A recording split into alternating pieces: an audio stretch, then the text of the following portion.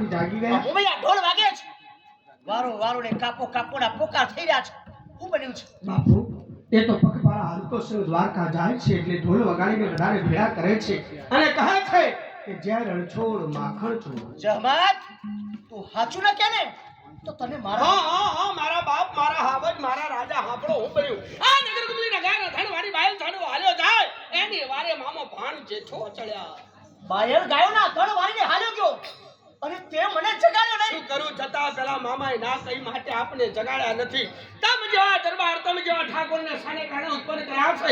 ત્યાં ધર્મ ધરાના કારણે જબરા ખેલે જંગ મરે પણ મૂકે નહીં વોર પુત્કારા શરણાગતને સોંપે નહીં આફત ઓરે અંગ મરે પણ મૂકે નહીં વોર પુત્કારા દયા ધર્મને દિલતા સદા નીતિ સંગ આ પગ મૂકે નહીં પાપમાં વોર પુત્કારા. જમાત બાયલે આજ એના મોતને આમંત્રણ આપ્યું છે.